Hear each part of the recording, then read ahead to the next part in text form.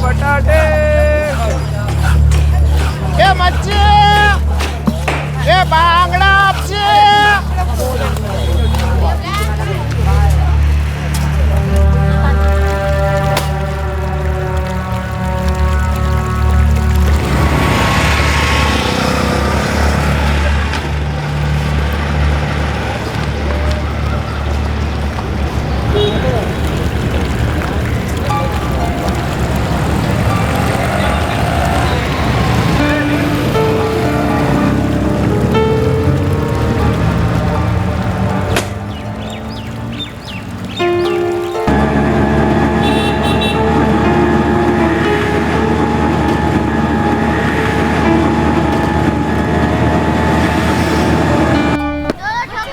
शोएब लवकर, शोएब लवकर यार, अरे लवकर दे।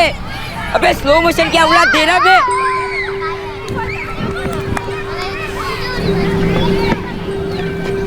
ये अजय और मुबीन पूरा का पूरा 15 ओवर टुकु टुकु करते रहेंगे। अपने को बैटिंग नहीं मिलने वाली। जब मैंने बोला था सबको 2-2 ओवर लिमिट है, तब राजू तू ही चढ़ गया था ना मेरे पर। हाँ हाँ, चल अब कान मत खा। शोएब लवकर यार, अरे लवकर दे।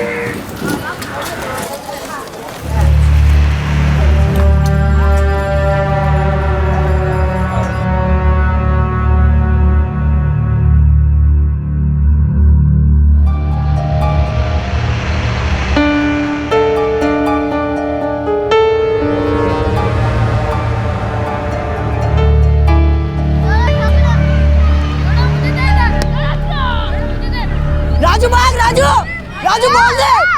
अरे लवकर रे बाबा, क्या कर रहे? अरे जल्दी, अरे बोल दे। अबे ढक्कन बोल दे रहे या नहीं? अबे उधर क्या देख रहे? बोल उठाना।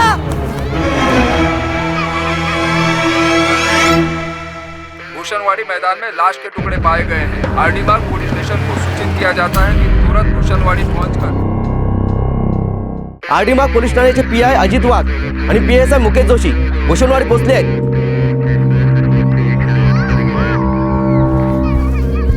सर, लेडीज बॉडी है, टुकड़े केलेली, और सर बदन में कोई कपड़ा भी नहीं है। साहब, मैं ड्यूटी से वापस आ रहा था अपनी बाइक पर, तभी इन बच्चों ने बताया। मैंने देखा और फिर आप लोगों को खबर कर दी। सबसे पहले किसने देखा था? बेटा क्या नाम है तुम्हारा? राजू। मैं वहाँ वो बॉल लेने गया था और वो पिशवी में से खून आ रहा था। तुमने या तुम में से किसी ने किसी को आते जाते देखा या वो प्लास्टिक की थैली फेंकते हुए देखा? Auto rickshaw. ऑटो में से कोई उतरा था? हाँ, एक आदमी था, ऑटो से उतरा, वो थैली वहाँ फेंका और वापस ऑटो में बैठ के चला गया। मेरी नज़र बॉल पे थी ना सर, इसलिए मैं उस आदमी को ठीक से देख नहीं पाया। बेटा कुछ तो याद होगा, हाइट या उम्र या फिर क्या पहना था? नहीं सर, कुछ देख नहीं पाया। हाँ, लेकिन ऑटो का नंबर याद है। वेरी गुड बेटा, क्या नंबर था ऑटो का? MH 48 AX 40 R1। Very good Raju, auto का नंबर याद रख के तुमने बहुत अच्छा काम किया। अब मैं जाऊँ सर? जा, लेकिन फिर से तुझसे बात करनी हो। कहाँ रहता है? अपना एड्रेस दे दे। एक औरत की सरकटी लाश पाई गई, जिसके दोनों हाथ और पैर अलग कर दिए गए थे। हत्यारे को बहुत बड़ी और एक आम गलतफहमी थी कि इससे वो कानून के हाथों को अपने गिरेबान तक पहुंचने से रोक पाएगा। हत्यारे की अमानवीयता इशारा कर रही थी उसके मानसिक असंतुलन की तरफ, और अब सिर्फ एक संतुलित तहकीकात ही इस ब्लाइंड केस को रोशनी में ला सकती थी। इस जुर्म के टुकड़े और चिथड़े जोड़ जोड़कर इस जुर्म के क्यों, कौन और कैसे, इन सारे सवालों के जवाब मिलने वाले थे। MH 42X वसई का रजिस्ट्रेशन है।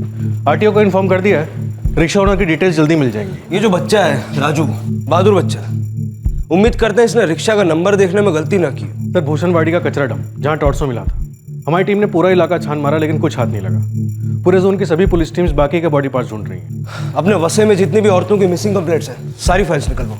सर डेथ कितने बजे हुई होगी? बॉडी के मिलने से 3-4 घंटे पहले, यानी दोपहर के 1 से 2:30 के बीच में। विक्टिम की एज क्या होगी? एज लगभग 30 से 35 के बीच है और मरने से पहले सेक्सुअल एक्टिविटी हुई थी। रेप? नो, फोर्थ सेक्स के फिजिकल निशान नहीं, ना ही प्राइवेट पार्ट्स पर और ना ही टॉर्सो पर। और कुछ? हाँ, विक्टिम के पेट पर तिल है, ये बर्थ मार्क लगता है, शायद आपको आइडेंटिफिकेशन में हेल्प हो। और हाँ, ब्लड ग्रुप।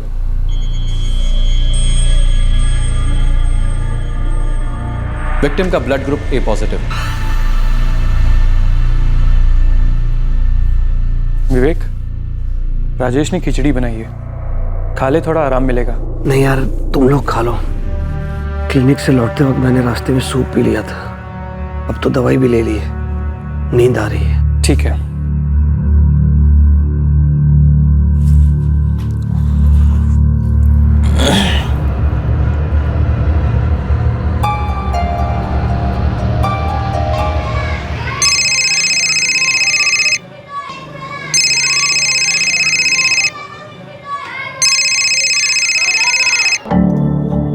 नाज, जरा देख तो किसका फोन है।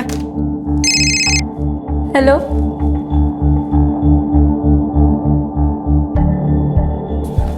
पुलिस। पुलिस?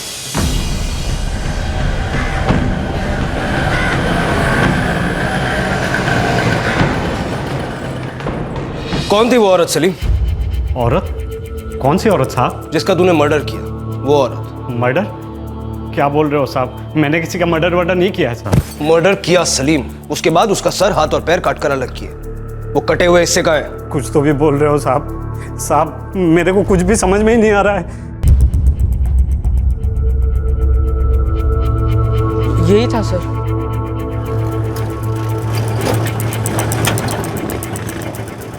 फर्स्ट गियर में पूछ रहा हूँ, ईमानदारी से बता दे, वरना अगर मैंने गियर बदला ना तो फिर ना एक्सेलरेटर रुकेगा ना ब्रेक लगेगा। साहब, मैं एक ऑटो ड्राइवर हूँ, मुश्किल से तो अपने बच्चों के लिए रोटी कमा पाता हूँ।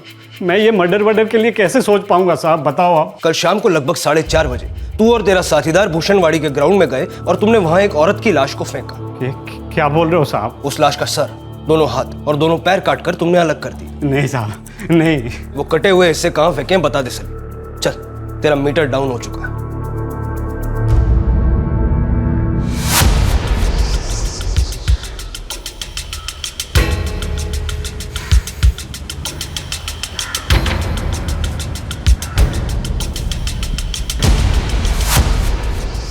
सुनो जी, फॉरेंसिक एक्सपर्ट को बुलाओ, खून के ट्रेसेस लेने के लिए बोलो।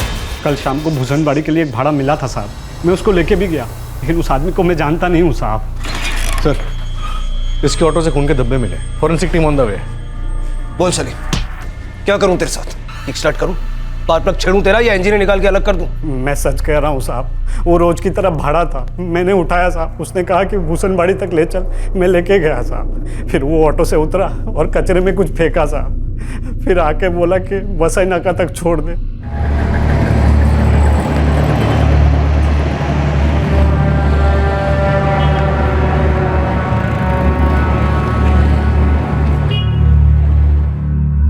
नाम क्या है उसका? रहता कहाँ है? वो सब नहीं मालूम साहब, दिन में 25 भाड़ा उठाता हूँ, आज तक किसी का नाम पता नहीं पूछा साहब। सलीम, ये कोई आम भाड़ा नहीं था। तेरे ऑटो में एक औरत की बॉडी पार्सल हुई, उसको कचरे में फेंका गया। अब तू बता, मर्डर कैसे हुआ और कहाँ हुआ? उस औरत का नाम क्या है और उस आदमी का नाम क्या है? मुझे कुछ भी नहीं पता साहब, वो सिर्फ मेरे लिए एक भाड़ा था। उसने हाथ दिखाया साहब, मैंने रोक दिया। उसके बाद उसके साथ कोई बात नहीं हुई साहब। भाड़ा कहाँ से उठा? वसई तालाब के पास से साहब।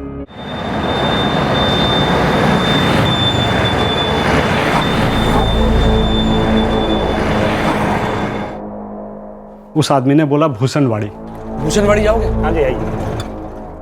और फिर मैं उसको भूषणवाड़ी तक ले गया। फिर वो बोला वसई नाका तक ले चल। वसई नाका छोड़ दे मुझे। मैंने उसको वसई नाका तक छोड़ा। मुझे रत्ती भर भी नहीं मालूम साहब कि वो कौन था, क्या फेंका था। तेरा ऑटो अब हमारे ताबे में रहेगा और जब तक हम ना गए वो वसई से बाहर नहीं जाएगा। ठीक है साहब। और हमारे स्केच आर्टिस्ट को उस आदमी का हुलिया ढंग से बताएगा। ये कैसे हो सकता है साहब? मैं 25 भाड़ा उठाता हूँ दिन में साहब। किस किस का चेहरा पट्टी याद रखूंगा? जुर्म के बाद तेरी ऑटो का इस्तेमाल हुआ था। तुझ पे भी शक है हमको कि तू भागीदार है उस खूनी का, इसलिए दिमाग पर जोर डाल और जो भी याद है फटाफट बता दे। ज्यादा शाना मत बन, समझा?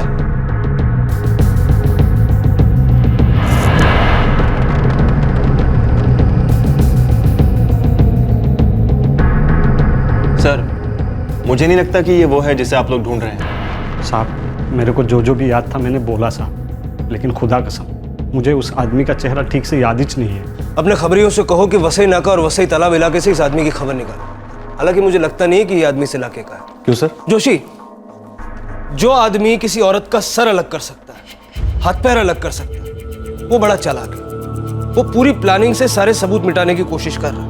और ऐसा आदमी लाश को उस इलाके में नहीं फेंकेगा जहां वो रहता है या फिर जहां उसने कत्ल किया। पॉसिबल है सर। सर और हाथ पैर के लिए हमारी टीम ने पूरा भूषणवाड़ी का मैदान और आसपास का कचरा डंप अच्छे से स्कैन किया, लेकिन कुछ हाथ नहीं लगा। लगेगा भी नहीं, क्योंकि शायद वहां है ही नहीं। अगर वहीं फेंकना होता तो सर और हाथ पैर अलग क्यों करता? और मुझे नहीं लगता कि ये स्केच भी हमारी कोई खास मदद करे। सर, जोन के पुलिस स्टेशन की जितनी भी मिसिंग कंप्लेंट्स हैं उसमें से कोई भी इस प्रोफाइल के साथ मैच नहीं करती। ये किलर या मुजरिम जो भी है, इसे लगता है इसने बड़ा परफेक्ट क्राइम किया और ये बड़ी आराम से अपने बिल में बैठा। अश्विन, ये तीनों ऑर्डर्स की डिलीवरी आज ही हो जानी चाहिए, जो भी टाइम लगे लगने दो। सर अभी तक तो फैक्ट्री से ही माल डिलीवर नहीं हुआ है। लगता है इस बार काफी लेट हो जाएगा। होने दो, 2 हफ्तों से ये डिलीवरीज पेंडिंग है और इस हफ्ते कम से कम 1 डजन नए ऑर्डर्स और हैं। यस सर, जानता हूँ। सर आप एक बार फैक्ट्री में फोन लगाइए ना। दरअसल आजकल माल की डिलीवरी बहुत स्लो हो रही है। करता हूँ फोन। जो ब्लड सैंपल हमने ऑटो रिक्शा से कलेक्ट किए थे वही ब्लड ग्रुप पाए हुए धड़ के ब्लड ग्रुप से मैच कर रहा है। ए पॉजिटिव? जी हाँ, ए पॉजिटिव। 2 दिन पहले एक डंपिंग ग्राउंड में एक बिना सर और बिना हाथ पैर की फीमेल बॉडी पाई गई। पोस्टमार्टम से पता चला कि औरत लगभग 30 साल के आसपास की थी। कत्ल से पहले सेक्सुअल एक्टिविटी हुई थी और औरत के पेट पर एक तिल भी पाया गया। लेकिन 2 करोड़ से ज्यादा की आबादी वाले शहर में इतनी सी जानकारी के बल पर विक्टिम की पहचान कैसे हो पाती? जोशी काल एक मिसिंग कंप्लेंट डाली है। 32 साल की औरत है। कब से मिसिंग है? 15 अक्टूबर। 15 तारीख को हमें एक औरत का धड़ मिला था। जो औरत मिसिंग है उसका नाम राधा हेगड़े है, नाला सुपारा की रहने वाली है। हमें उस औरत की फोटो और रिश्तेदारों की डिटेल्स जल्दी भेजो। संजीव, राधा मिली क्या उन्हें? नहीं पापा, दीदी के बारे में ऐसा कुछ तो नहीं बोला, सिर्फ कहा कि पुलिस स्टेशन आ जाओ।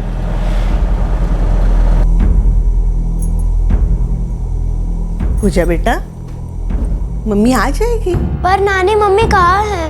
3 दिन से घर नहीं आई, फोन भी नहीं किया। मम्मी ऐसा कभी नहीं करती। किसी काम में अटक गई होगी। मामा और नाना जी उसे लेकर ही आएंगे। सर, मेरी बेटी कहाँ है? अरविंद जी, हम अभी श्योर नहीं है। लेकिन सर आपने हमें यहाँ बुलाया, वो भी सामने से, क्यों? राधा हेगड़े घर से कब गई थी?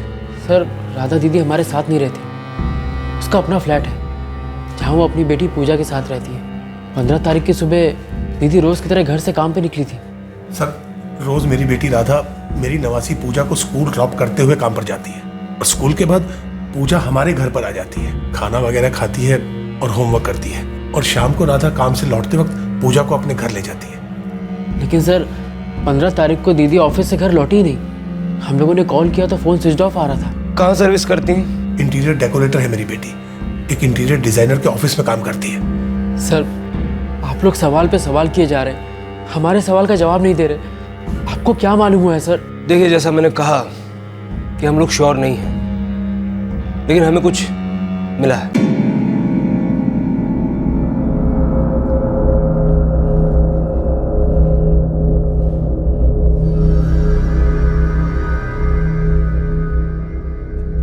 अरविंद जी, दरअसल हमें एक फीमेल बॉडी का धड़ मिला है जिसके हाथ, सर और पैर काटकर अलग कर दिए गए।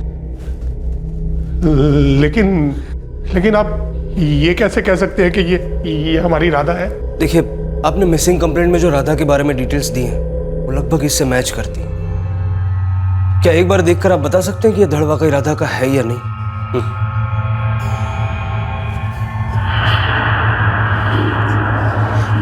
मैं मानता हूं कि इस कंडीशन में धड़ को पहचानना लगभग नामुमकिन है, लेकिन धड़ के पेट पर यहाँ एक तिल है जो कि बर्थमार्क सा लगता है।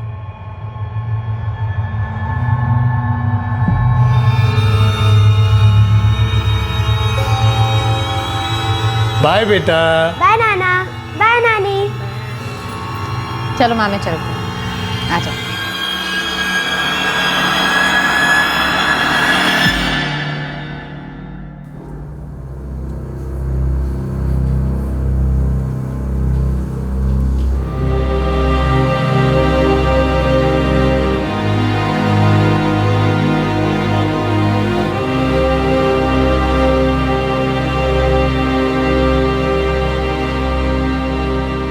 संजीव, राधा का ब्लड ग्रुप क्या था?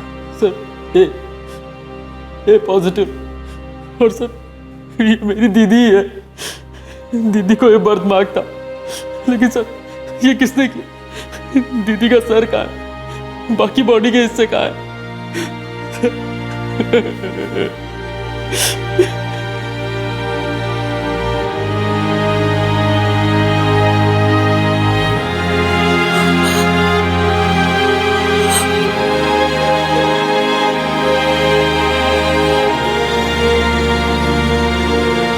नानी, नाना ने क्या कहा? मम्मी मिली क्या?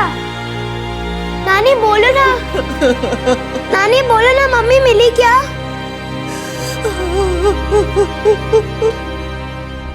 हाँ हाँ, आज। कल की बात तो करना ही मत। आज ही मुझे सारी डोमेस्टिक डिलीवरीज चाहिए। अरे समझा करो, अकेले मुंबई की 16 डिलीवरीज पेंडिंग है और ऊपर से सैटरडे को वो नाइजीरिया वाला एक्सपोर्ट ऑर्डर, वो भी तो भेजना है। Try to understand and do fast. या ओके। संजीव, अभी के लिए हम ये मान लेते हैं कि जो धड़ हमें मिला है वो आपकी बहन राधा हेगड़े का है, लेकिन ये कंफर्म करने के लिए हमें डीएनए टेस्ट करना होगा। राधा का फोन नंबर दे सकते हैं? What? Oh my God! पर ये कैसे हो सकता है? शालिनी जी, जो इनिशियल साइंस हैं, जैसे कि एज, पेट पर तिल, जो राधा के भाई संजीव ने आइडेंटिफाई किए, और same blood group A positive, सब इशारा कर रहे हैं कि ये धड़ शायद राधा का हो सकता है। Oh my God! शालिनी जी, 15 अक्टूबर को राधा ऑफिस आई थी क्या? Yes, of course. इनफैक्ट 15 को तो उसने हाफ डे ले लिया था। हाय शालिनी। हाय राधा, कम इन। शालिनी, क्या आज मुझे हाफ डे मिल सकता है प्लीज? हाँ, पर अभी तो सिर्फ 12:15 हो रहे हैं। मैं जानती हूँ, लेकिन थोड़ा पर्सनल काम आ गया है, अर्जेंट। हाँ राधा, मैं समझती हूँ, पर वो पोद्दार मुझे फोन पर फोन किए जा रहे हैं। उसे डिजाइन्स नहीं भेजे तुमने अभी तक? वो तो 1 घंटे पहले ही मेल कर दिया था। एक बार अप्रूवल आ जाए तो फौरन काम शुरू कर दूंगी। ओके, तुम जाओ, मैं संभालूंगी। Thank you. और फिर दूसरे दिन 16 को वो ऑफिस ही नहीं आई, तो मैं फोन पर फोन करती रही उससे। शालिनी जी, क्या राधा का किसी के साथ कोई अफेयर चल रहा था? सर देखिए, राधा मेरे साथ काम करती थी। हम दोनों एक दूसरे की पर्सनल लाइफ में इंटरफियर नहीं करते थे। राधा का हस्बैंड? नितिन हेगड़े, मेरे जीजा जी 4 साल पहले चल बसे। कैसे? टीबी। तब से दीदी अपनी और पूजा की जिम्मेदारी खुद ही उठा रही थी, जॉब करने लगी थी। संजीव, कोई पुरानी दुश्मनी थी? कुछ हुआ था पिछले दिनों? मतलब इतने भयंकर तरीके से कत्ल करने के लिए क्या कारण हो सकता है? सर मुझे कोई अंदाजा नहीं है, बल्कि यही सवाल मेरे दिमाग में भी घूम रहा है कि क्यों, मेरी दीदी क्यों?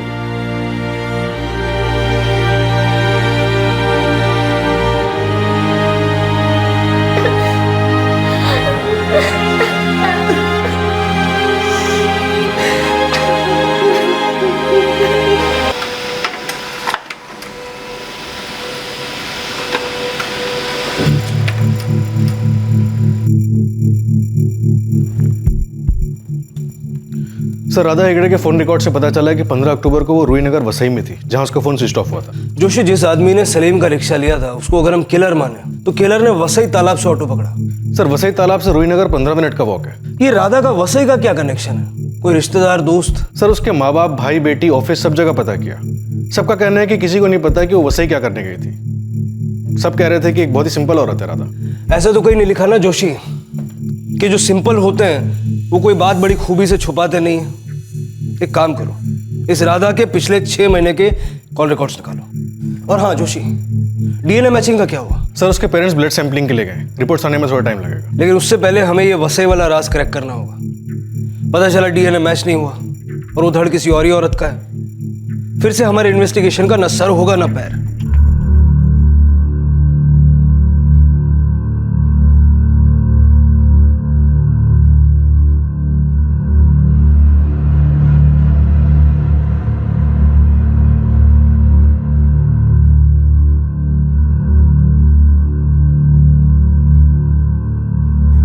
पूजा को तुम पसंद हो विवेक, उसे अच्छा लगता है तुम्हारे साथ। Pooja is a bright girl, bright and sharp. आजकल के बच्चे भी ना।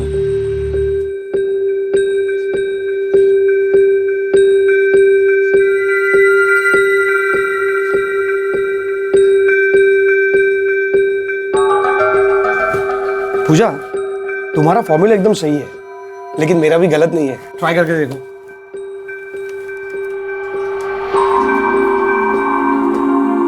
ओह माय गॉड, मैं कहाँ राउंड एंड राउंड जा रही थी। ये तो इजी सॉल्यूशन था। I told you. Actually maths की ब्यूटी ये है, mathematics is like music, rhythm और बीट पे चलता है। पर म्यूजिक कितना कूल है और मैथ्स यू। पता ही नहीं चला ये 4 साल कैसे निकल गए विवेक।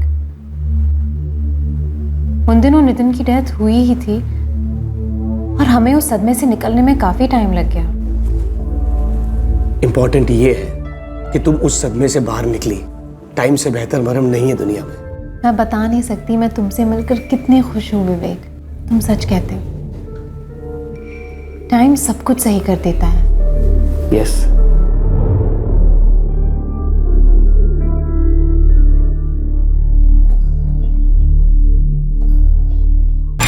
सर, इरादा हेगड़े के पिछले 6 महीने के फोन रिकॉर्ड्स हैं। कोई शक करने जैसी बात नहीं नजर आ रही सिवाय एक नंबर। और क्या है इस नंबर की स्टोरी? सर, पिछले 6 महीने में से पहले के 4 महीने राधा के इस नंबर पे 44456867 पे रोजाना बात होती थी। दिन में कई बारी बात हो रही थी। फोन दोनों तरफ से किए जा रहे थे, लेकिन पिछले 2 महीने से सिर्फ राधा ही इस नंबर पे फोन कर रही थी। इस नंबर से राधा को कोई कॉल नहीं आ रहा था। किसका है ये नंबर? कोई विवेक राव है सर। विवेक राव? हाँ सर, विवेक राव हमारा रिश्तेदार है। I mean, काफी दूर का। पर सर, हमारे साथ उसका कोई कांटेक्ट नहीं है। राधा के तो थे संजीव। पिछले 6 महीने से दिन में 4-4 बार लंबी लंबी बातें हो रही थी, मैसेज एक्सचेंज हो रहे थे। काफी गहरा कांटेक्ट लगता है संजीव।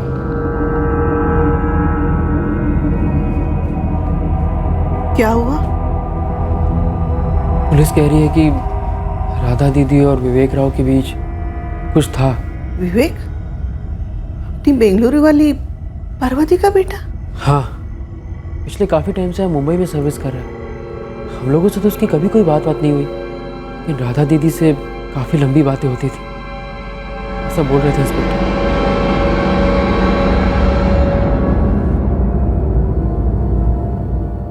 ओके सर, राधा का फोन रूहीनगर में स्विच ऑफ हुआ था। ये विवेक राव भी वहीं पे रहता है।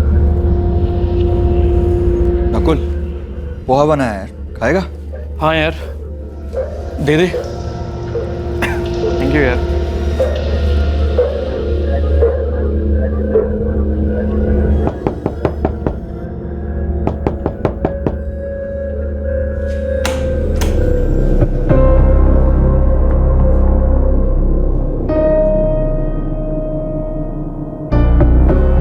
क्या कहा डॉक्टर ने? दवाई लिख कर दी है।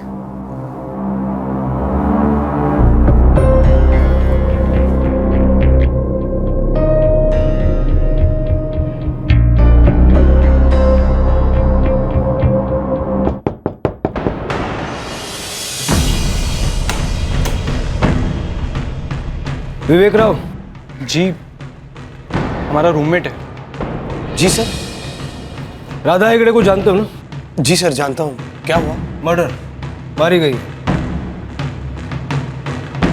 व्हाट? कैसे? कब?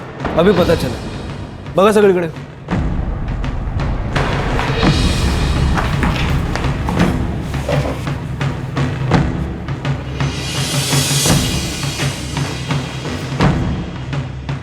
सर, आप मेरे घर की तलाशी क्यों ले रहे हैं सर? सर, पहले तो मुझे ये बताइए, ये कब हुआ, कैसे हुआ? एक फोन नंबर के साथ पिछले 6 महीने से राधा की लगातार बातचीत हो रही थी। फिर 15 अक्टूबर को राधा का सेलफोन यहाँ रूहीनगर में ऑफ हुआ और हमें गहरा शक है कि राधा भी उसी वक्त ऑफ हुई, यहीं रूहीनगर में जहां तुम रहते हो। तुम एक्चुअली आप ये बोलना चाह रहे कि मैंने Radha? Oh god, I can't believe this sir. हाँ सर, 15 अक्टूबर को हम मिले थे। वो घर आई थी तुम्हारे? जी, क्योंकि मैं बहुत बीमार था सर। हालचाल पूछने आई थी तुम्हारा? क्यों? सर, हम एक दूसरे से बहुत प्यार करते थे, शादी करने वाले थे, और अब आप ये बोल रहे हो कि राधा इज डेड। सर मुझे तो अभी भी बिलीव नहीं हो रहा है। विवेक, तुम और राधा शादी करने वाले थे, लेकिन राधा के माँ बाप या भाई को इस बात का आइडिया ही नहीं था। ऐसा क्यों? राधा विधवा थी सर। वो पहले ये चाहती थी कि पूजा मुझे पूरी तरह से एक्सेप्ट कर ले एज अ फादर फिगर। उसके बाद वो पूरी दुनिया को बताने ही वाली थी कि हम शादी करने वाले हैं।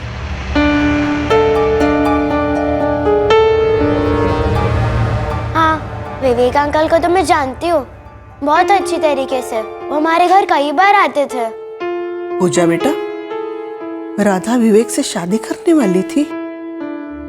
नानी वो तो मुझे नहीं पता, मगर मुझे विवेक अंकल अच्छे लगते हैं। मैंने एक भी फोन नहीं किया, इसका मतलब सर? 6 महीनों से तुम्हारी 2 तरफा बातचीत हो रही थी, लेकिन पिछले 2 महीनों से सिर्फ एक तरफ। सिर्फ राधा तुम्हें फोन करती थी, तुम राधा को कॉल नहीं करते थे, और पिछले 5 दिनों से राधा गायब है, उसका कोई अता पता नहीं है। लेकिन ऐसे में भी तुमने उसको एक फोन नहीं किया। सर मैं बहुत बीमार था, और पिछले 5 दिनों से तो हालत बहुत ही खराब थी, फिर भी जैसे तैसे करके अपने ऑफिस का काम पूरा करता था। अब राधा के साथ ये सब कुछ हो जाएगा, सर ये तो मैंने सोचा भी नहीं था। 2 महीने विवेक, पूरे 2 महीने में तुमने उसे एक फोन नहीं किया, एक भी नहीं। सर मैं बिजी था, सेल्स मैनेजर में एक टेक्सटाइल फर्म में, डिलीवरीज का प्रेशर रहता है सर, और पिछले 2 महीनों में तो मुझे सांस लेने तक की फुर्सत नहीं मिली। लेकिन जान लेने की फुर्सत मिल गई। सर मैं क्यों मारूंगा राधा को? हम एक दूसरे से प्यार करते थे, शादी करने वाले थे। सर मेरे अंदर जो हो रहा है वो तो आप सोच भी नहीं रहे हो सर। एक फैमिली होने वाले थे, एक दूसरे के फोन कॉल्स गिनते बैठते नहीं थे। We were mature sir. Radha अकेले पूजा को बड़ी कर रही थी। She was a working woman. मेरे वर्क प्रेशर्स को समझती थी सर। मैं भी पूरी कोशिश कर रहा था कि पूजा के साथ एक अच्छी बॉन्डिंग बनाऊं। सब कुछ परफेक्ट जा रहा था। मुझे तो अभी भी यकीन।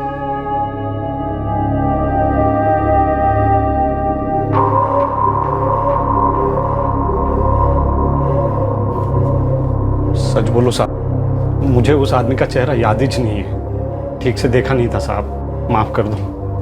सर मैंने दूर से देखा था, और मुझे पता नहीं कि यही था कि कोई और। जोशी, इस विवेक राव के खिलाफ एक्चुअली हमारे पास कुछ है नहीं। बस इतना पता है कि उसके और राधा के बीच कुछ था, जिसकी गवाह उसकी बेटी पूजा है, जो कि बहुत छोटी है, जो ये नहीं बता सकती कि दोस्ती थी, प्रेम था, क्या था दोनों के बीच। सर राधा अपनी फैमिली से छुपा रही थी, समझ में आता है। विधवा थी, ऊपर से विवेक उसका दूर का रिश्तेदार था। लेकिन अजीब बात यह है कि विवेक के रूममेट्स को भी इस बारे में कुछ नहीं पता। मैंने बात की थी राजेश और नकुल से, लेकिन ये विवेक तो छाती ठोक के कह रहा है कि दोनों के बीच प्रेम था, शादी करने वाले थे दोनों। जोशी, कोई भी मुजरिम इतनी सफाई से ऐसा बोलेगा नहीं, जबकि शक उस पर और जा सकता है। सर हमने विवेक के घर का कोना कोना छान मारा, कहीं कुछ नहीं नजर आया। सोचा था कि अगर उसने बॉडी घर में कटिंग की होती तो कहीं ना कहीं खून के धब्बे जरूर नजर आते, या फिर घर में पेंटिंग करवाई होती। लेकिन ऐसा कुछ भी नहीं, ना ही घर की पेंटिंग करवाई और ना ही खून के छींटे कहीं नजर आए। लेकिन राधा का लास्ट लोकेशन रूहीनगर था, जहां उसका फोन स्विच ऑफ हुआ था, और ये विवेक भी वहीं पे रहता है। लेकिन वो सामने से कह तो रहा है कि 15 अक्टूबर को राधा उससे मिलने आई थी। ना वो छुपा रहा है, ना मना कर रहा है। जोशी, मुझे डाउट आ रहा है कि ये धड़ वाकई राधा का है। सर पेट पर तिल स्ट्रॉन्ग प्रूफ है, सेम ए पॉजिटिव ब्लड ग्रुप। बस एक बारी डीएनए रिपोर्ट्स आ जाए।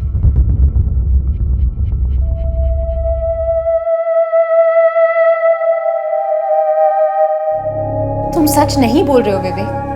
राधा मेरी बात सुनो। क्या सुनूं मैं? क्या सुनूं विवेक? कि तुम इतने बिजी थे कि पिछले 2 महीने तक मुझे एक फोन नहीं किया तुमने, और जब मैंने तुम्हें फोन किया तुमने एक बार भी मुझसे ठीक से बात नहीं की। राधा मैं सच बोल रहा हूँ, मैं बिजी था। और आज तुमने क्या किया राधा? सीधे मेरे ऑफिस चली आई, सीन क्रिएट किया वहां पर। तुमने एक बार भी नहीं सोचा कि वहां पर मेरी रेपुटेशन का, मेरी इज्जत का क्या होगा? और हमारे रिश्ते की इज्जत, उसका क्या विवेक? बताओ मुझे, ऑनेस्टली टेल मी कि तुम मुझे क्यों अवॉइड कर रहे हो? अच्छा तुम्हें ऑनेस्ट आंसर चाहिए ना, तो सुनो, मैं ये रिश्ता कंटिन्यू नहीं करना चाहता। क्या? क्यों?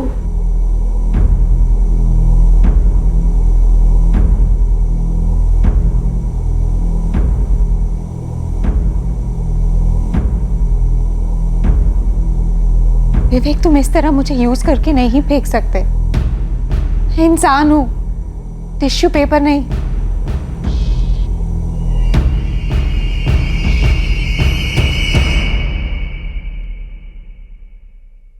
साहिब ये विवेक राव जिस डॉक्टर के पास जाता है ना, उसका कंपाउंडर बोला मेरे को ये विवेक राव एक टाइम पे ना सही में बीमार था, बुखार था। और उसके ऑफिस से क्या पता चला? साहिब उसके ऑफिस का प्यून बोला मेरे को कि ये विवेक राव ना एकदम मेहनती आदमी है, एक सेकंड भी बैठता नहीं, अक्का दिन काम काम। तो शायद हम लोग गलत गली में घुस गए, शायद उधर किसी और का हो, लेकिन राधा भी तो मिसिंग है। ये विवेक राव और राधा लवर थे ना? बोले तो बैंड भी बजने वाला था। हाँ, क्या तू राधा शादी करने वाले थे? साहब शादी तो अब भी हो रही है। क्या? ये विवेक राव शादी कर रहा है दिसंबर में। किससे? विवेक राव वेड्स जया प्रभु, दिसंबर 16 बेंगलुरु। इस विवेक राव के एक रिश्तेदार से कार्ड मिला मेरे को।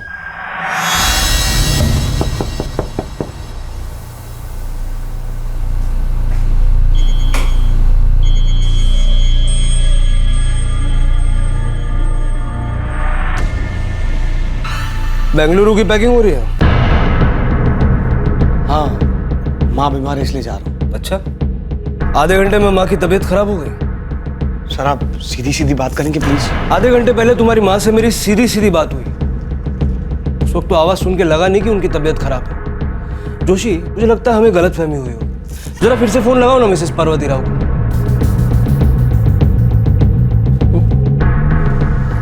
विवेक राव, बड़ी अजीब सी बात है, मतलब एक तरह से काबिल तारीफ बात है कि इतनी भयानक हत्या करने के बाद तुम इतना नॉर्मल पेश आ सकते। सर आप ये क्या बोल रहे हैं, मुझे समझ में नहीं आ रहा है। सर, मिसेस राव की तबीयत बिल्कुल ठीक है और उन्हें पता ही नहीं है कि उनका बेटा उनसे मिलने के लिए बेंगलुरु आने वाला है। तो मैं खूनी? अगर अपनी माँ को सरप्राइज देने के लिए जा रहा हूँ तो मैं खूनी? जैसे तुम्हारी माँ को भनक नहीं थी ना कि आज डिनर तुम उनके साथ करने वाले, वैसे राधा को भी ये भनक नहीं थी कि 8 महीने पहले तुम किसी जया प्रभु से एंगेजमेंट कर चुके हो और इस दिसंबर शादी करने वाले।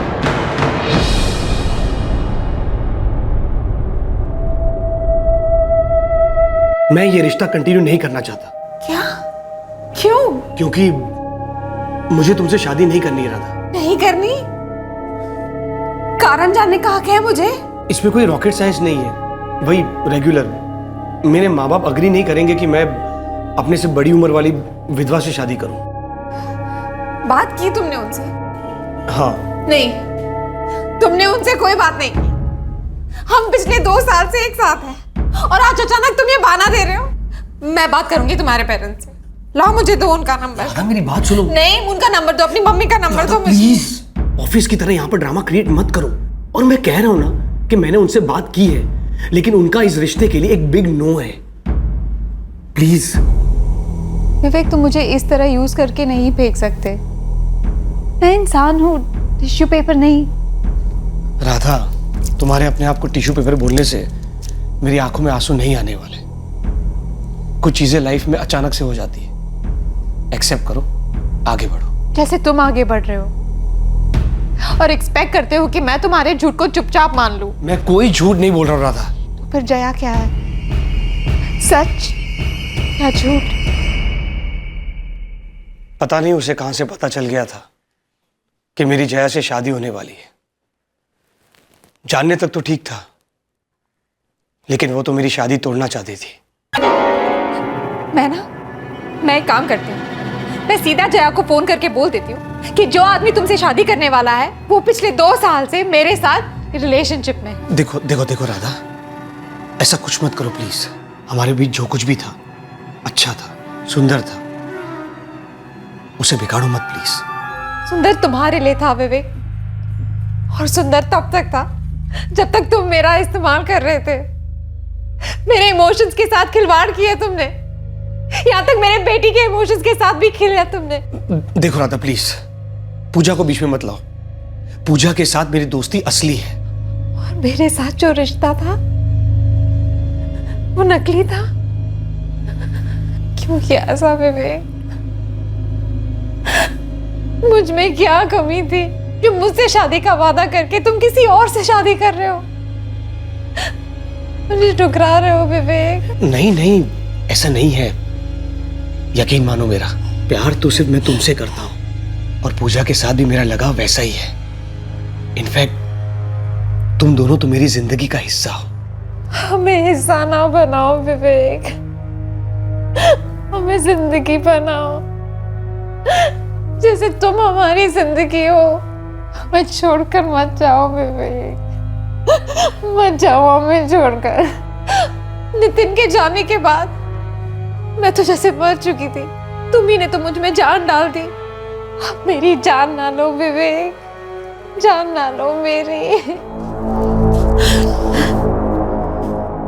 कभी नहीं छोड़ूंगा तुम्हें, कभी नहीं।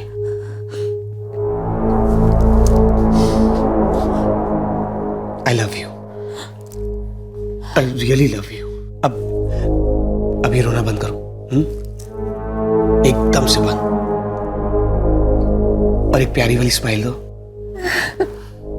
अच्छा एक काम करो, मेरे लिए गीजर ऑन कर दो, बुखार उतर रहा है तो फ्रेश हो जाता हूँ।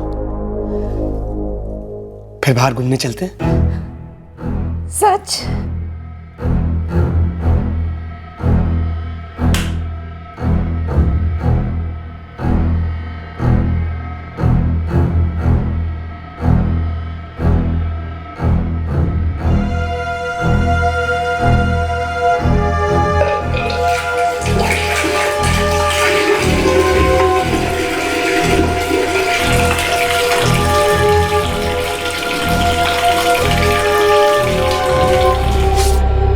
तुमने बाथरूम में बैठकर राधा के टुकड़े कर दिए?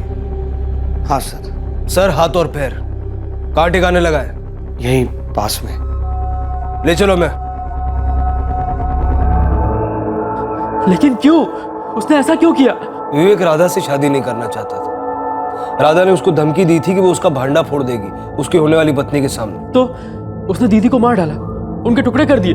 सर और पैर हमने बरामद कर लिए हैं, काफी डिकम्पोज हो चुके हैं, हाथ मिलने अभी बाकी है।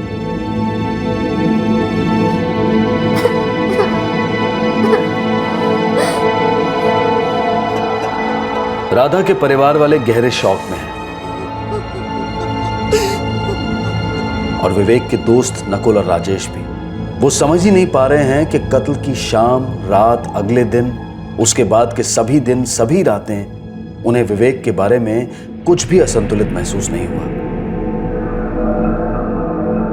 बरामद हुए धड़, सर और पैरों का डीएनए राधा के पेरेंट्स के डीएनए से मैच हो चुका है। वो बॉडी पार्ट्स राधा हेगड़े के ही थे। इतना भयानक मर्डर करने के तुरंत बाद भी विवेक अपनी जिंदगी नॉर्मल तरीके से बसर करता रहा, काम मन लगाकर करता रहा, जैसे कुछ हुआ ही ना हो। राधा ने अपनी जिंदगी में आए इस धोखे और फरेब के इमोशनल भूचाल को अपने ही अंदर दबाए रखा और समाधान के तौर पर उसने विवेक को धमकी दी कि वो उसकी होने वाली शादी को बर्बाद कर देगी अगर वो उनके प्रेम के रिश्ते को बर्बाद करेगा, जिसकी वजह से विवेक ने उसे जान से मार डाला। राधा और विवेक का ये रिश्ता, ये अनबन सिर्फ उन दोनों तक ही सीमित थी। यहां तक कि उनके सबसे करीबी लोग भी इस रिश्ते से अनजान थे और शायद इस कत्ल से भी सारी दुनिया अनजान ही रह जाती। पर क्राइम नेवर पेस, और परफेक्ट क्राइम वो तो कभी होता ही नहीं। अगर राधा के परिवार वालों को इस रिश्ते के बारे में पता होता तो वो दखल दे सकते थे। वो राधा को समझा सकते थे कि विवेक के साथ इस रिश्ते को आगे बढ़ाने का कोई मतलब ही नहीं है। अगर विवेक को सच्चा गहरा रिश्ता चाहिए ही नहीं। इस कदर भावुक होकर असंतुलित होना, विवेक को धमकाना राधा के लिए जानलेवा साबित हो गया। विवेक ने जो किया वो भयंकर था, एक असंतुलित मस्तिष्क की विकृति थी। अपने अफेयर के राज को अपने पेरेंट्स, होने वाली पत्नी और दोस्तों से छुपाए रखने की फिराक में विवेक राधा की लाश बिछाकर उस पर से गुजरने को राजी हो गया। लेकिन असंतुलन और गहरा होता गया और उसके बिखरते टूटे दिमाग ने राधा के शरीर के टुकड़े कर दिए। मानसिक संतुलन के कांटे को ऐन वक्त पर भी सीधा किया जा सकता था। अगर राधा ने अपने इस रिश्ते के बारे में अपनी सहेली, अपनी माँ या किसी भी करीबी से बात की होती तो एक बेटी को अपनी माँ को खोने की जरूरत नहीं पड़ती, एक परिवार को अपनी बेटी नहीं खोनी पड़ती।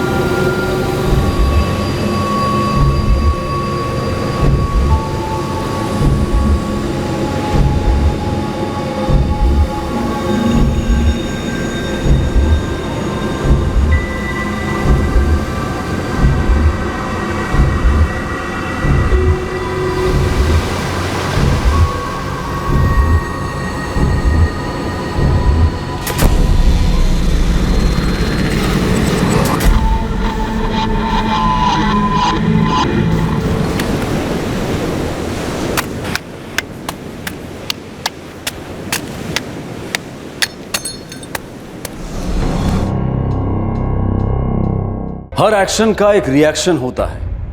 यह सिर्फ विज्ञान का नियम ही नहीं बल्कि इंसानी फितरत भी है। अगर किसी इंसान का बर्ताव दूसरे इंसान को क्षति पहुंचाता है तो दूसरे इंसान की प्रतिक्रिया भी उतनी ही हानिकारक होगी या फिर उससे ज्यादा। अक्सर इंसान अपने आप को मिली चोट का जवाब दुगनी चोट पहुंचाकर देने की कोशिश करता है। क्या इस अज्ञात लड़के की निर्मम हत्या भी ऐसी ही एक कोशिश थी? कौन था यह लड़का और उसे इतनी बेरहमी से क्यों मारा गया था?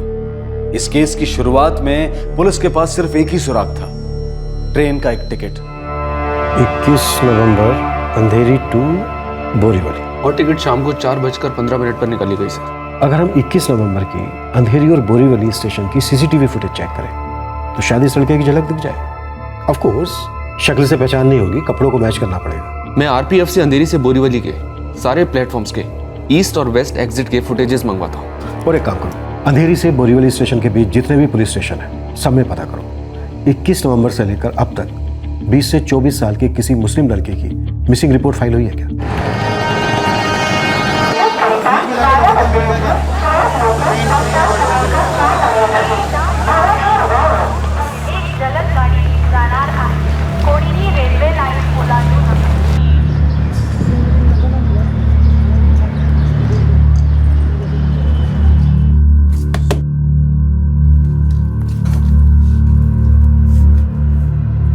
मुस्ताक, आजा आजा।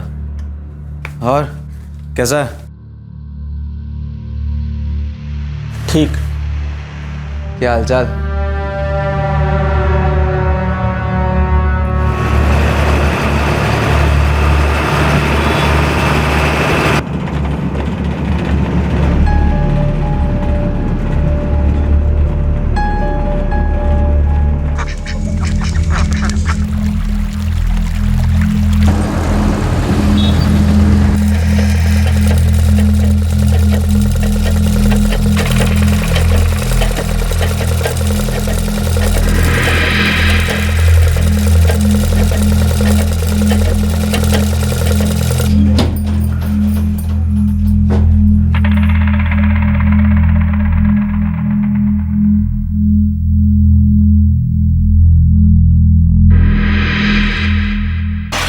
सर, अंधेरी और बोरीवली स्टेशन के सीसीटीवी फुटेज की कॉपीज आ गई हैं। दोनों सबब्स के सभी पुलिस थानों में फोन किया पर कहीं भी विक्टिम से मैच होती हुई कोई भी मिसिंग कंप्लेंट दर्ज नहीं हुई है। चलो सीसीटीवी फुटेज देखना शुरू करते हैं।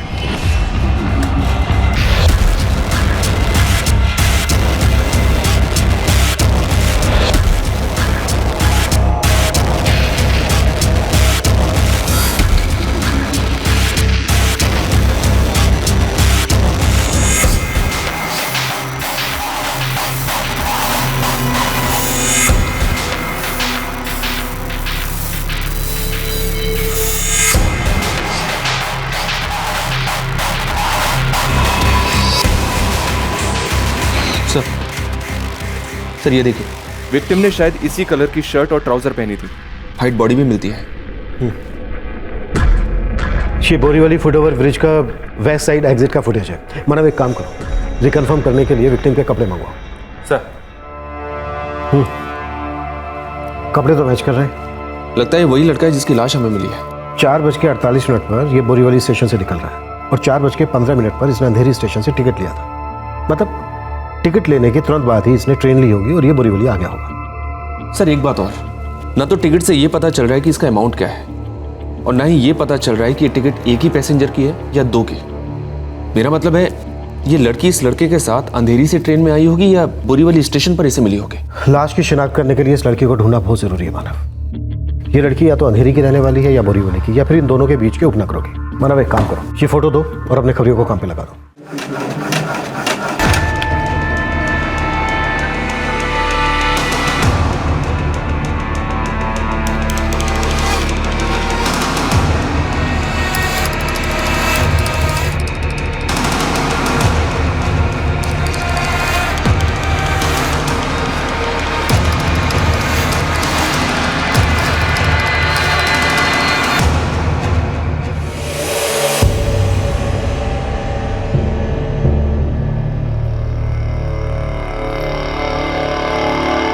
अमरीन, क्या है ये?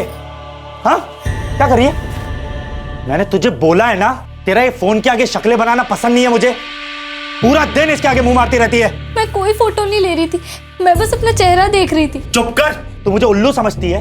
हाँ, आईना है ना घर में, तो इस पे क्या शक्ल देखने की जरूरत है तुझे? तो क्या कहते हैं, सेल्फी ले रही थी ना तू? सुन, दोबारा अगर तुझे इसके आगे मुंह बनाते हुए देखा मैंने तो मैं तेरा मुंह तोड़ देगा, समझ गई? चल।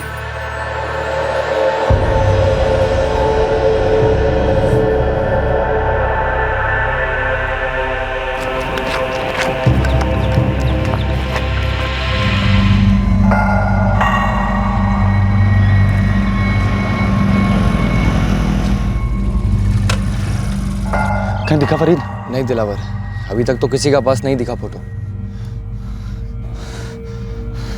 सब मेरा गलती है फरीद, बहुत नाज था ना मुझे अपनी बीवी पे, सबको बताते फिरता था देखो मेरा बीवी कितना खूबसूरत है, सबको उसकी फोटो दिखाते फिरता था। मुझे पता नहीं था कि कोई ऐसी खुराफात भी कर बैठेगा। 2 महीने पहले सितंबर 2014 दिलावर का दोस्त फरीद सुबह सुबह उसकी दुकान पर आया था उसे एक जरूरी बात बताने, जिसे सुनकर दिलावर के होश उड़ गए थे।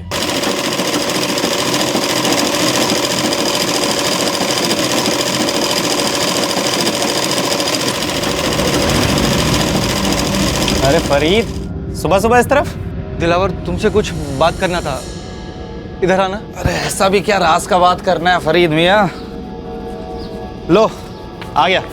दिलावर, दोस्त हूँ, इसीलिए सीधे सीधे पूछ रहा हूँ, तेरा और अमरीन भाभी के बीच में सब ठीक तो है ना? हाँ सब ठीक है, पर तू ये सब क्यों पूछ रहा है? यार मैंने कुछ ऐसा देखा, सच बताऊं मुझसे देखा नहीं गया। क्या देखा? क्यों मार मुझे? मैंने क्या किया? ये हया, मुझसे पूछती तूने क्या किया? तेरे को शर्म नहीं आती ऐसा नंगा फोटो खिंचाते हुए? कौन सा फोटो? क्या बोल रहे हो आप? तू खुद ऐसा बेहुदा फोटो खींच के समय बांटती है या कोई और आता तेरा ऐसा फोटो खींचने के लिए? आप क्या बोल रहे हो? मुझे कुछ समझ नहीं आ रहा। नाटक मत कर मुझसे, फरीद ने खुद देखा है तेरा नंगा फोटो। मैंने कोई फोटो नहीं खिंचवाई। फरीद मेरा दोस्त है, वो मुझसे झूठ नहीं बोल सकता। झूठ बोल रहा है वो। कहाँ देखी उसने मेरी फोटो? कौन सी फोटो? मुझे भी बताओ, मुझे भी देखनी है फोटो, कौन सी है? अरे गैर मर्द तेरा नंगा फोटो देख रहे हैं, वो क्या कम है जो तू भी देखना चाहती है? अगर उसने वो फोटो ये इंटरनेट पे डाल दी ना फरीद, तो मैं उसकी जान ले लूंगा। देख दिलावर, गुस्सा से काम सिर्फ बिगड़ेगा। ये इंटरनेट ना बड़ा खतरनाक चीज है, 1 मिनट में कोई भी बात पूरा दुनिया तक पहुंच जाता है। यदि मान तो तू उसे प्यार से समझा। अरे क्या समझाओ यार उससे, फोन तो बंद करके बैठा है, ले तेरे सामने लगा। The number you have called is currently switched off. Phone बंद करके बैठा हो।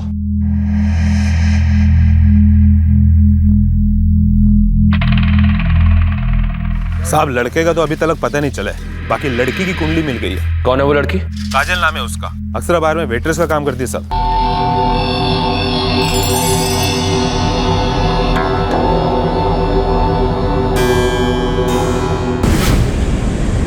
सर ये काजल लोखंडे अल्ताफ चौल में रहती है और अक्षरा बार में काम करती है। अब देखना यह है कि फुटेज में जो लड़का काजल के साथ है, क्या ये वही लड़का है जिसकी हमें लाश मिली है?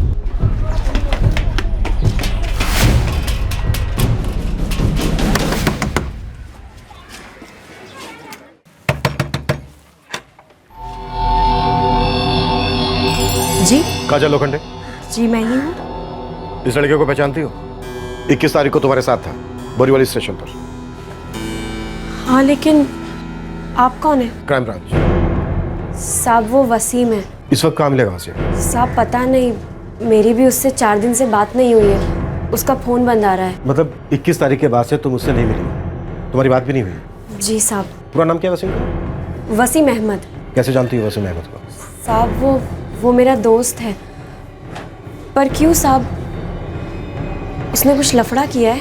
काजल हमें एक लाश मिली जिसका चेहरा बुरी तरह से कुचला गया है।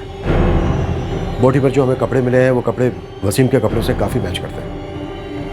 ये लड़का 4 दिन पहले मारा गया है और तुम कह रही हो कि वसीम का फ़ोन भी 4 दिन पहले से बंद है, तो इस बात के पूरे चांसेस हैं कि वो लाश वसीम की है। लाश की शिनाख्त के लिए तो हमारे साथ चलना।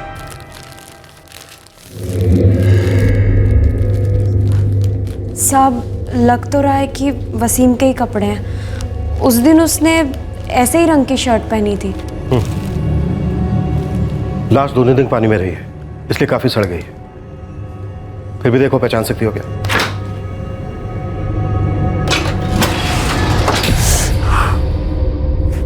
साहब, इसका तो चेहरा ही पहचान में नहीं आ रहा है। मेरे को नहीं पता ये वसीम है या नहीं। तुम इसकी फैमिली, रिश्तेदार या फिर किसी दोस्त को जानती हो? नहीं साहब, मैं उसके बारे में ज़्यादा कुछ नहीं जानती। वो बस मेरे बार में आता था।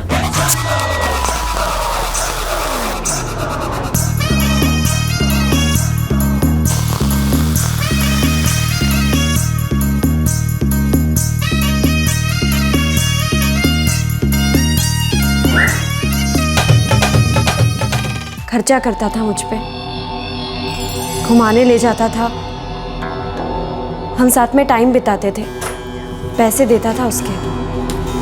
अरे कितनी जल्दी रहती है ना तुझे। बिल्कुल सब। जिंदगी 3G के इसमें भाग रही है, तो अपने को भी भागना पड़ेगा ना। अच्छा साहब, हम कुछ समय साथ में बिताते थे, फिर वो मुझे घर छोड़ देता था। मैंने कभी कुछ ज़्यादा उससे पूछा नहीं। उसके नाम और नंबर के अलावा मैं कुछ भी नहीं जानती उसके बारे में। नंबर दो उसका। 44567898। काजल, कुछ आइडिया है वसीम कहाँ रहता है, किसके साथ रहता है?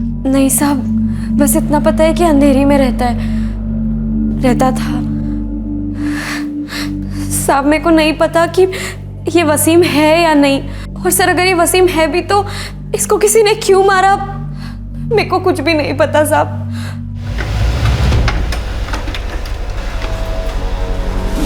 सर, फोन वसीम अहमद के नाम पर ही रजिस्टर्ड है। उसका एड्रेस है 12/40 राजीव नगर, अंधेरी वेस्ट। वसीम खुद विक्टिम है, इसलिए एड्रेस गलत होने का कोई सवाल ही नहीं उठता। मूव।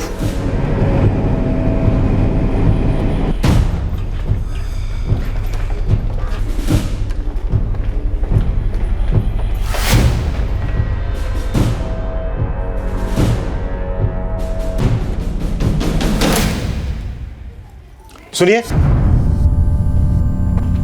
ये वसीम अहमद यहीं रहता है? हाँ, यही रहता है। ताला कब से लगा है? 3-4 दिन हो गए, देखा नहीं उसको मैंने। और कौन रहता है उसके साथ? उसके साथ उसके 2 दोस्त रहते हैं। मना, ताला खुलवाओ। सर।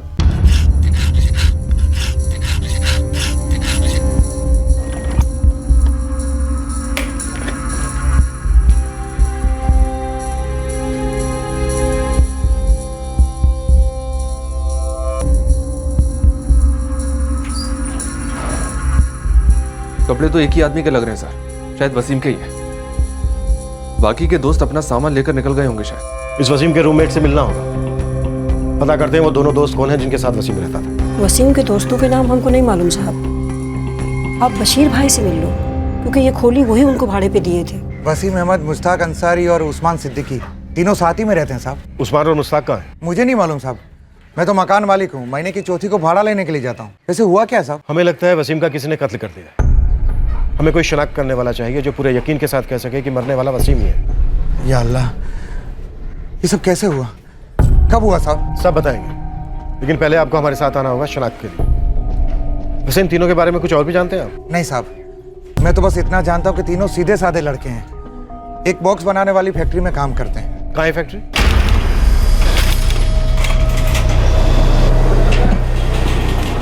साहब, 21 तारीख के बाद वसीम काम पर आया नहीं। मैंने फ़ोन भी किया था, लेकिन उसका फ़ोन स्विच ऑफ आ रहा था। या अल्लाह साहब, इसका तो चेहरा ही इतना बिगड़ा हुआ है कि ये पहचाना ही मुश्किल है कि वसीम है या नहीं। इसकी कद काठी देख के कुछ बता सकते हो? नहीं साहब, ये बता पाना मुश्किल है। और वैसे भी वसीम से महीने में एक ही बार तो मिलता था मैं।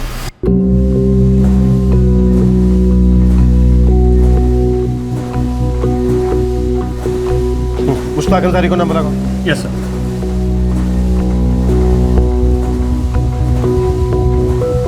The number you have called is currently switched off. Sir, Mushtaq का फोन स्विच ऑफ जा रहा है। उस्मान सिद्दीकी का लगाओ।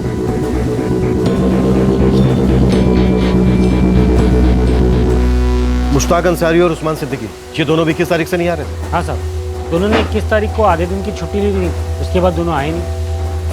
सर ये उस्मान का नंबर भी बंद आ रहा है। मुझे इन तीनों के फोटो चाहिए।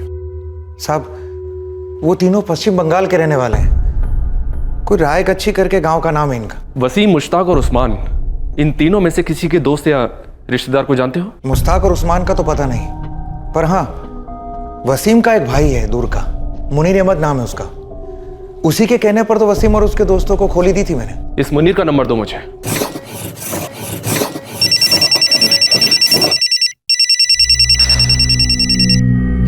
हेलो। हाँ साहब, ये वसीम ही है। कैसे हुआ साहब?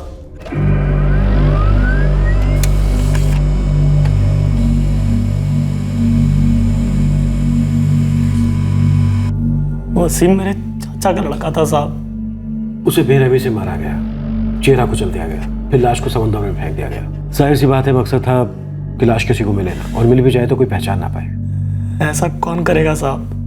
इतना जालिम कौन हो सकता है? हमें उसके दो दोस्तों पर शक है, मुश्ताक और उस्मान। ये दोनों उसके साथ ही रहते थे, फिलहाल गायब है।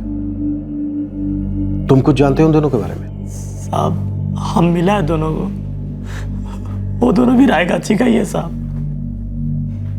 कुछ साल पहले वो लोग यहाँ पैसा कमाने आया था।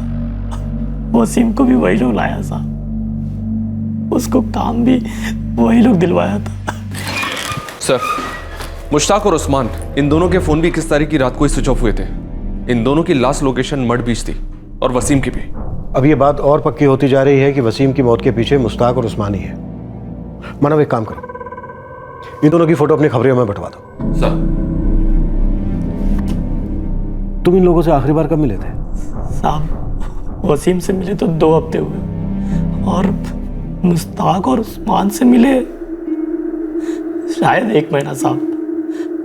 वो लोग तीनों जब गांव से वापस आया था। और रायगढ़ में घर पर सब कैसा है? सब भालो मुनीर भाई, वहाँ अम्मी अब्बू भी खुश हैं, और मेरा भी यहाँ पे मस्त चल रहा है। और मुश्ताक उस्मान, तुम लोग घर पर सब कैसा है? ठीक। मेरा भी ठीक।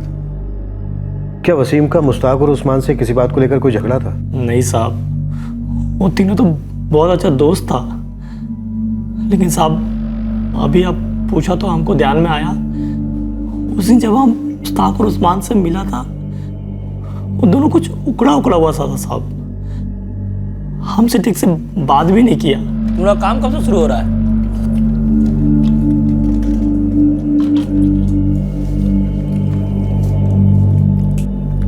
कल से। तुम लोग का तीनों का दोस्ती अच्छा है। तीनों एक साथ जाता है, एक साथ आता है, एक साथ रहता है। भालो सही बोला मुनीर भाई।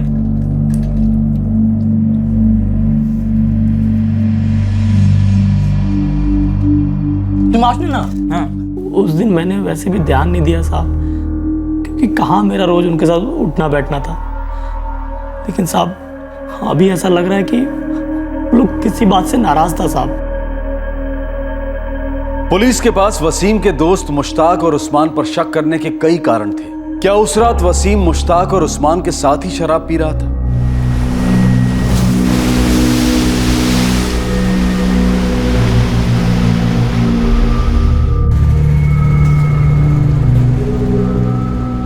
पूरब भाई, ये लो आपका डिलीवरी। पूरब भाई, आपका वो दोस्त है ना वसीम, उसका मर्डर हो गया। क्या? हाँ, चौल में सब लोग बातें कर रहे थे, तब मैंने सुना। पुलिस भी आई थी उसके घर, और उसके जो 2 दोस्त हैं मुश्ताक और उस्मान, उन पर शक है। दोनों भाग गए।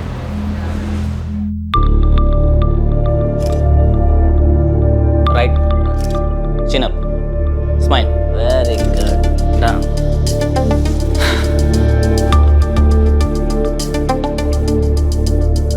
पूरब दादा, ये इन सब बड़ा लोगों के साथ इन सब का फोटो आप खींचा है?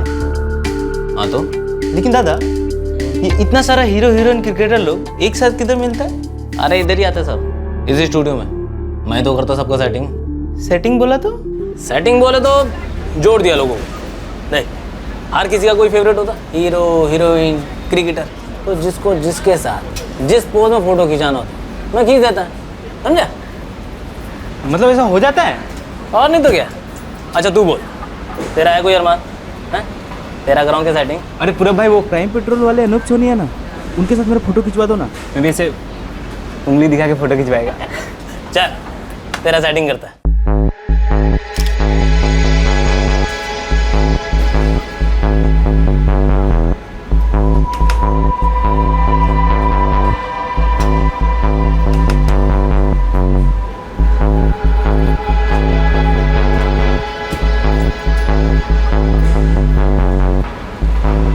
ये तो एकदम ऐसा लग रहा है जैसे मैं अनूप सोनी के साथ खड़ा है। छोटे यही तो कमाल है अपनी सेटिंग का।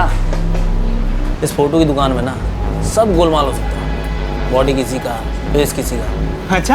हाँ, अरे आजकल तो ये सब मोबाइल में हो जाता है। सीखना तेरे को? हाँ हाँ भाई, सीखेगा ना।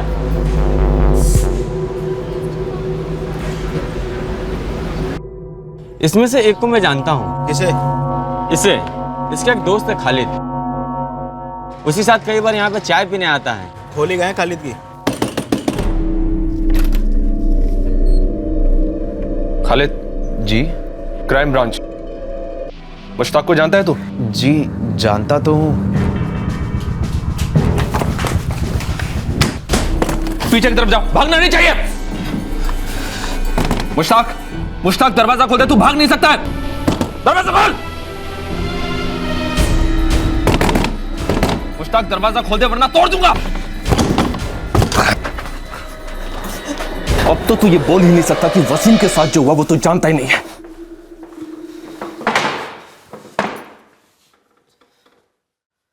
तेरा दोस्त उस्मान कहाँ है? सब मैं नहीं जानता। वो उस रात के बाद वो अपने रास्ते चला गया और मैं खालिद के घर। तुम दोनों ने ही मारा ना वसीम को? अबे यार, रोज मेरे को भाषण देते हो और आज खुद फैक्ट्री जल्दी आ गया तुम लोग।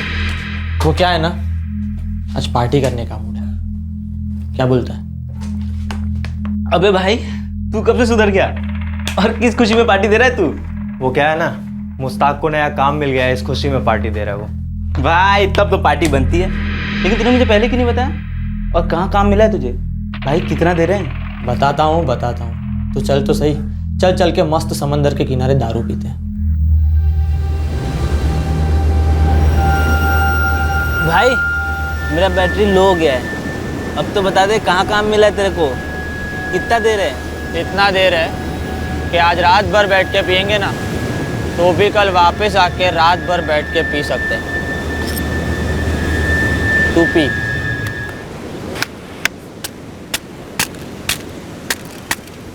समंदर में डाल देते लाश, किसी को नहीं मिलेगी। ऐसा भी क्या गुस्सा था उससे जो तुम दोनों ने उसे इतनी बेरहमी से मार डाला? वो तो दोस्त था तुम्हारा। देख ये हीरोइन है ना, देखा? अब जादू देखना, इसका सारा कपड़ा गायब हो जाएगा। देखा हर मस्त है ना? ये कैसे किया तूने? अरे भाई, इस लड़की ने ना फोन करके मेरे को उसके घर पे बुलाया था। मैं गया उधर, फिर इसने अपने कपड़े निकाले और बोला कि मेरा फोटो निकाल। भाई उसके बाद ना अपने बेडरूम में लेके गई, उसके बाद पिक्चर शुरू। धान धान धान। अबे फेंकना बंद कर, सीधा सीधा बता कहाँ से सीखा तू ये खुरापात? अबे खुराफात नहीं, चमत्कार है, चमत्कार, जादू। मैं किसी के भी चेहरे पे ना किसी को बॉडी फिट कर सकता हूँ। टेक्निक आता है मेरे को। हाँ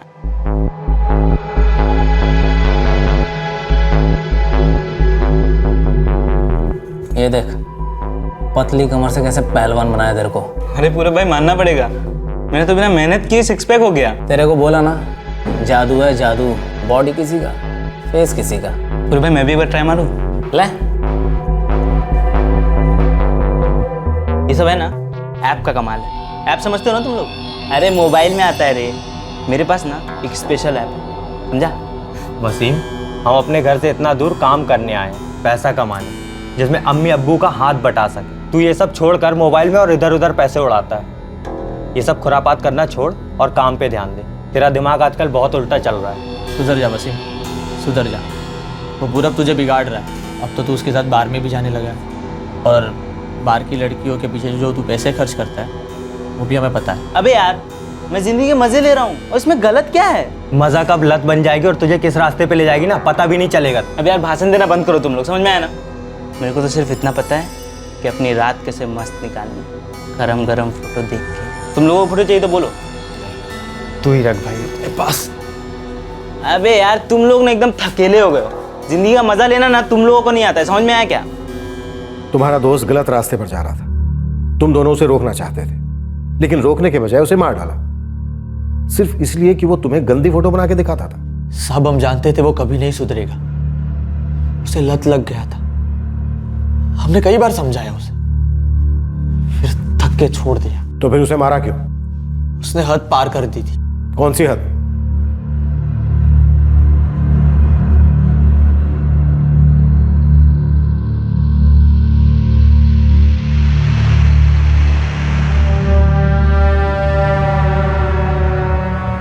देखो मेरा बीवी सुंदर है ना।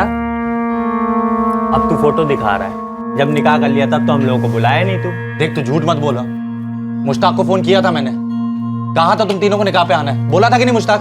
अरे दिलावर वो क्या है कि हाँ, रहने दो, तुम तीनों तो बहुत बड़ा आदमी हो गया है, मुंबई रह के पैसा कमाने लग गया है तुम तीनों। नहीं वो क्या कहते हैं, मुंबईया हो गया तुम तीनों। अरे ऐसा बात नहीं है दिलावर, मैं क्या बोलता हूँ, तू भी आजा मुंबई का कपड़ा का बड़ा सा फैक्ट्री में तुझे नौकरी दिलाएगा। यहाँ से तो बहुत ज्यादा पैसा मिलेगा वहाँ तुझे। अरे नहीं बाबा, अपना यही ठीक है। सलीम भाई का दुकान अच्छा चलता है, उससे अपना भी अच्छा ही बनता है। सही बात है। अब तू क्यों जाएगा हम लोगों के साथ? अब तो तेरा भाभी को कहीं छोड़ के जाने की इच्छा ही नहीं होता होगा। दिलावा दादा, मैं क्या बोलता हूँ, तुम भी मुंबई आ जाओ, मेरी गारंटी है वापस नहीं जाओ। अरे इतना बड़ा बड़ा मॉल है ना, देख के पागल हो जाओ। और तो और तुमको मैं ना अपना थिएटर में पिक्चर दिखाएगा। तेरा थिएटर? मेरा कुछ समझ में नहीं आ रहा है। मैं समझाता हूँ। ये ना अपने मोबाइल में पिक्चर डाउनलोड करता है, हम लोग बैठ के देखता है। मोबाइल के मामले में इसका दिमाग बिजली से भी तेज दौड़ता है। ऐसा है क्या? एक काम करना वसीम, मेरा मोबाइल में भी डाल देना जो अच्छा पिक्चर है तेरे पास। 15 पिक्चर डाउनलोड किया है मैंने, 32 GB का मेमोरी कार्ड डाला है। 32 GB समझ में आता है क्या होता है? नहीं, एक काम करना, तेरे पास जो अच्छा पिक्चर है वो मेरा मोबाइल में भी डाल देना। वो क्या है, मैं और अमरीन साथ में देखेंगे, उसको ना पिक्चर देखने का बड़ा शौक है। अच्छा ठीक है, दो फोन दो। ले। दिलावर बेचारे ने उसे अपना दोस्त समझ के फोन दिया और उसने क्या किया था वसीम ने?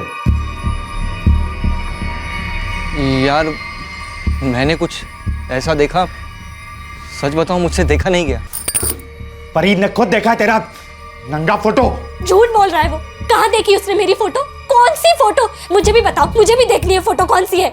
वसीम बड़े मजे से दिखा रहा था, हाँ अमरीन भाभी का फोटो, और वो सब फोटो बिना कपड़े का था। बता क्या चक्कर चल रहा है तेरा वसीम के साथ? ये क्या कह रहे हो आप? एक अरसा हो गया मैं वसीम से मिली तक नहीं, बल्कि वो तो हमारे निकाह में भी नहीं आया था। तो तेरा फोटो वसीम के फोन में आया कैसे? हाँ बता, सच सच बता वसीम, तेरा मेरी बीवी के साथ क्या रिश्ता है? यार कैसी बात कर रहा है, तेरी बीवी है यार वो। तो फिर मेरा बीवी का फोटो तेरे पास आया कैसे?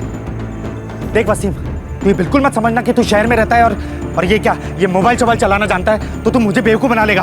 अगर तेरा मेरा बीवी के साथ कोई लेना देना नहीं तो तेरे पास उसका फोटो आया कैसे? कौन सा फोटो? वही फोटो जो तूने फरीद को दिखाई थी, वो बिना कपड़ों वाली।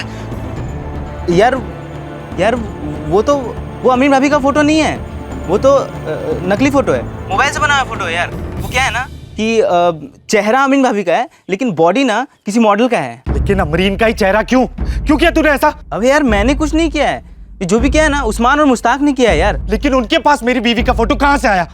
मैंने तो तुझे दिया था ना अपना फोन। अरे हाँ भाई सुन, देख मुझे ऐसा लगता है ना कि उस दिन जब मैं तेरे लिए पिक्चर्स ट्रांसफर कर रहा था ना, तो तेरे मोबाइल के फोटोज मेरे मोबाइल में डाउनलोड हो गए होंगे, ऐसा हो जाता है, ठीक है। और उस्मान और मुश्ताक मेरा मोबाइल लेते रहते पिक्चर देखने के लिए, तो तभी शायद उनके हाथ लग गया होगा। और जो भी हुआ है भाई मजाक मस्ती में हुआ है। ये मजाक लगता है तुझे? ये बहुत ही गिरी और घटिया हरकत है तेरी। देख वसीम, मैं तुझे आखिरी बार कह रहा हूँ, तू अमरीन की सारी फोटो अभी के अभी डिलीट कर दे। मेरी बहुत इज्जत है इस गाँव में, और अगर मेरी इज्जत उछली है वसीम, मैं तुझे मार डालूंगा। अब यार मैंने कुछ किया ही नहीं है, तू बेकार में भड़क रहा है। जो भी किया है उस्मान और मुश्ताक ने किया है। दिलावर कैसी बात कर रहा है? भरोसा नहीं है क्या हम पे? अरे भरोसे का बात तो तू कर ही मत मुझसे मुश्ताक। जो हरकत तूने और उस्मान ने किया है ना, उसके लिए तो मैं छोड़ूंगा नहीं तुम दोनों को। मैंने और उस्मान ने कुछ नहीं किया। अरे हमें तो आता भी नहीं है मोबाइल में ये सब करना। हाँ दिलावर, वसीम ही करता है ये सब गंदी हरकतें। उसने हमें खुद दिखाया था कैसे उसने हीरोइन की फोटो बदल दी और उसके कपड़े गायब कर दिए। भाई अपने मजे के लिए करता है यार वो सब। झूठ बोल रहे हैं वो लोग यार। मैंने कहा ना तुझसे, जो भी किया उन्होंने किया है यार। देख वसीम, बहुत हो गया अब। ये झूठ बोलना बंद कर तू मुझसे अब। सबको पता है ये मोबाइल का जानकारी सबसे ज्यादा तू चाहिए। इस सारी की सारी फोटोज डिलीट कर दे अभी के अभी और अपना गुनाह कबूल कर ले। अबे कौन सा गुनाह? अबे तेरे को तब से प्यार से समझा रहा हूँ, तुझे समझ में ही नहीं आ रहा है यार। अरे तेरे को जो करना है ना जाके कर ले। पुलिस में जाना है जा। अबे किया गलती उन दोनों ने और तू बिल मेरे ऊपर फाड़ रहा है। बात आगे मत बढ़ा, सबके लिए यही अच्छा है, समझा? तो ये मत सोचना कि तू मुझे और मेरा बीवी को बदनाम करके शहर में ऐश कर लेगा। दिल्ली, मुंबई या दुबई जहां भी होगा ना तू, वहां आके मारूंगा तुझे, याद रखना। धमका मत मेरे को, समझ में आया ना तेरे को?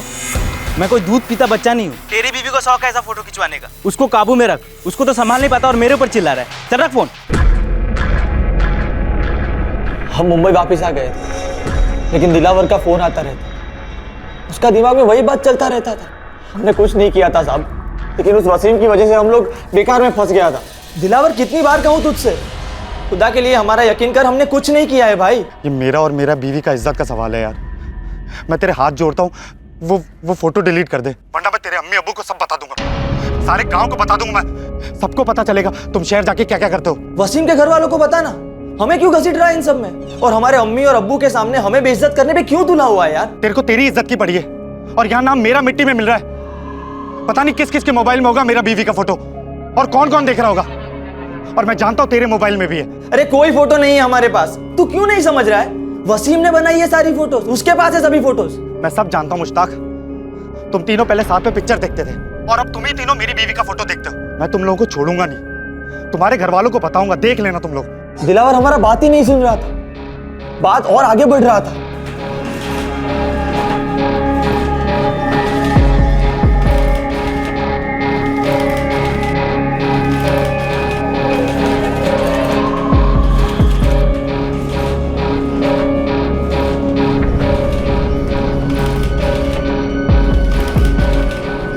यार ये वसीम कितना कमीना है। पहले दोस्त का बीवी के फोटो के साथ छेड़खानी करता है, फिर जानबूझ के वो फोटो फरीद को दिखाया, तबकि वो जानता है कि फरीद और दिलावर बहुत अच्छे दोस्त हैं। कितना बेगर है। पर हम क्या करें यार, वो तो सुधरने से रहा ना। वो सुधरे ना सुधरे, लेकिन हमारा जिंदगी बर्बाद हो जाएगा। उस बेशरम को बेइज्जती का क्या डर? एक बार ये फोटो इंटरनेट पे चला गया ना तो हमारा जिंदगी बर्बाद हो जाएगा। दिलावर हमें छोड़ेगा नहीं और वो हमारे घर जाके हमारे अम्मी और अब्बू को भी इसके बारे में बताएगा। यार मैंने भी वसीम को ट्रेन में बहुत समझाया था, अमरीन भाभी की फोटो डिलीट कर दे और दिलावर को फोन करके माफी मांग ले, मना कर दिया। एक काम करते हैं, रात को जब वो सो जाएगा ना तो हम लोग ही उसका मोबाइल में से फोटो डिलीट कर देंगे। तुझे क्या लगता है मोबाइल के अलावा और कहीं फोटो नहीं रखा होगा क्या? रखा होगा, देख लेना। मुझे एक ही बात का डर है, अगर मजाक मजाक में उसने इंटरनेट में फोटो डाल दी ना तो सब बर्बाद हो जाएगा। और इस वसीम पे तो मुझे बिल्कुल भरोसा नहीं है, वो दोबारा ऐसी हरकत कर सकता है। देख, वसीम अपना हद पार कर चुका है, उसके दिमाग में ना गंद भरा पड़ा है। उसे सबक सिखाना ही पड़ेगा ताकि दूसरी बार वो ऐसी हरकत ना करे। और हमने तय कर लिया कि उसके गंदे दिमाग को ही खत्म कर देंगे। मार दिया उसे और उसका मोबाइल भी तोड़ दिया ताकि उसके साथ ये सब खत्म हो जाए। तुम्हें पता है, ये जो फोटो खींची जाती है मोबाइल से, इनका एक सोर्स होता है, और अगर उन फोटो को कोई बदलता है तो नई फोटो का नया सोर्स बनता है। अगर तुम इतना ही तंग आ गए थे वसीम से तो आते हमारे पास, पुलिस में कंप्लेंट दर्ज करवाते, हम गिरफ्तार करते वसीम को। और अगर वो झूठ भी बोलता ना तो बच नहीं पाता, क्योंकि हम अपने साइबर सेल से पता लगा लेते कि किस मोबाइल से फोटो खींची गई है या फिर किस मोबाइल से फोटो बदली गई है। साहब ये मोबाइल का सब हमें नहीं पता है साहब, हमें तो बस अपनी फिक्र थी साहब कि कहीं इन सब के चक्कर में हम ना फंस जाए। और साहब उसने किया भी तो गलत ही था ना। मैं मानता हूं उसने जो किया वो गलत था, लेकिन तुम लोगों ने जो किया वो उससे ज्यादा गलत है। बदनामी से बचने के लिए तुम लोगों ने खून कर डाला। कौन सी इज्जत रह गई? एक खूनी के माँ बाप कहलाने का दुख पूरी जिंदगी उठाएंगे तुम्हारे बाबा।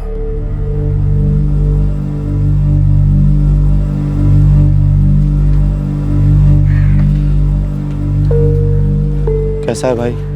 वसीम के घर गया था, बड़ा बुरी हालत में है उसका अम्मी अब्बू, रोना रुक ही नहीं रहा उनका। वसीम का अम्मी अब्बू का दुख समझता हूँ यार मैं, लेकिन वसीम से ज्यादा मुझे उस्मान और मुश्ताक के लिए बुरा लग रहा है यार। उन दोनों का घर भी वही हाल है। उस्मान फरार है, लेकिन कब तक भागेगा? और अगर पकड़ा नहीं गया तो किस मुंह से गांव लौटेगा? यार फरीद, मैं वसीम का मौत नहीं चाहता था। मैं तो बस इतना ही चाहता था कि वो अपना गलती कबूल कर ले और वो फोटो डिलीट कर दे, लेकिन वो नहीं माना। आखिर क्या मिला उसे ऐसी ओछी हरकत करके? तीनों दोस्त थे मेरे, उस्मान, वसीम, मुश्ताक। अरे कोई दोस्त अपने ही दोस्त के साथ ऐसा करता है क्या?